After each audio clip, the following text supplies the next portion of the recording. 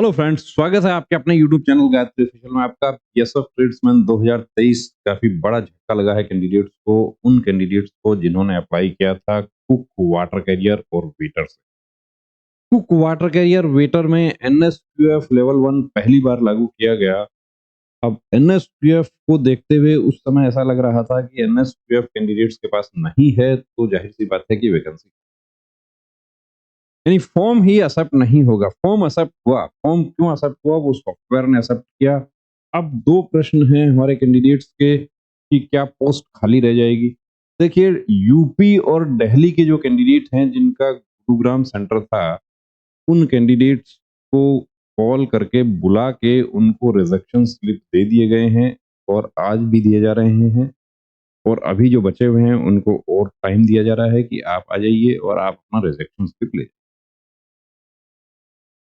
Rejection का reason क्या है? रीजन देखिए, एक तो बड़ा रीजन ये है कि जिन कैंडिडेट्स ने एनएसक्यूएफ सर्टिफिकेट फॉर्म के साथ अपलोड नहीं किया था वो बाहर। दूसरा, कैंडिडेट ऐसे भी हैं जो जिनका एनएसक्यूएफ जो है वो फ्रॉड पाया गया है। एनएसक्यूएफ यदि फ्रॉड है तो कोई बड़ा इशू नहीं है कि कानूनी कार्रवाई भी फोर्स की तरफ से हो जाए। हालांकि कानूनी कार्रवाई करने से फोर्स के अफसरान जो है वो बचते हैं कि किसी कैंडिडेट का करियर खराब ना हो, लेकिन किया जा सकता है क्योंकि कोई कैंडिडेट उस चीज का विरोध कर लेता है। और विरोध किसने किया ये भी आपको बता दें। विरोध उन कैंडिडेट्स ने किया जिन्होंने एनएसक्यूएफ सर्टिफिकेट कोर्स कर लिया था, लेवल 1। कोर्स करने के बाद उन्होंने सर्टिफिकेट अपलोड भी किया है। अपलोड करने वाले कुछ कैंडिडेट क्वालिफाई नहीं हो गए तो वो इंतजार कर रहे हैं कि क्या सेकंड लिस्ट आएगी। तो सेकंड लिस्ट आएगी या नहीं आएगी ये तो देखिए फोर्स हेडक्वार्टर डिसाइड करेगा, क्योंकि जब उनके पास ऑलरेडी हैं कैंडिडेट ऐसे कि जो एग्जाम दिए हुए हैं तो उनके लिए सेकंड लिस्ट भी जारी हो सकती है। या क्या पोस्ट खाली चली जाएगी? खाली चली जाएगी तो ये कैंडिडेट जो 35 और 33 पे मिनिमम क्वालिफाइंग मार्क्स लेके बैठे हुए हैं और उनके पास एनएसक्यूएफ भी है, वो इस प्रोसेस को चैलेंज कर देंगे कि जब खाली वैकेंसी रह रही है तो हमें क्यों नहीं क्वालिफाई किया गया।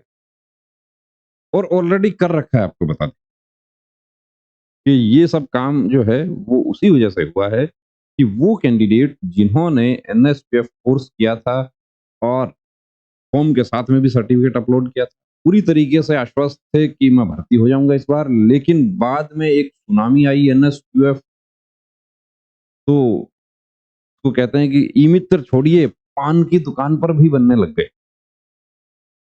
और वो बनने लग गए, उसका नतीजा आप सामने देख रहे हैं। तो तमाम वो कैंडिडेट्स जो देखिए बाहर हुए हैं उनके साथ हमारी पूरी सहानुभूति है, लेकिन आपको खुद को भी पता है कि आपने क्या किया था, क्या नहीं किया था। एनएसक्यूएफ कोर्स करने वाले जो कैंडिडेट हैं उनके साथ गलत नहीं होगा।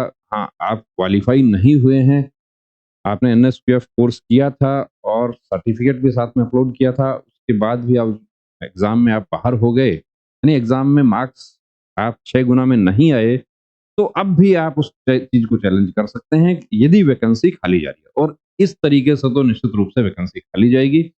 आगे आने वाली जो भर्ती है उसके लिए भी आपको देखिए साथ में आगाह कर दूं, क्योंकि फरवरी मार्च में निश्चित रूप से भर्ती बीएसएफ ट्रेड्समैन की आएगी। तो उसके लिए अभी से एनएसक्यूएफ 45 डेज का जो जेन्युइन कोर्स होता है वो करके तैयार रहें।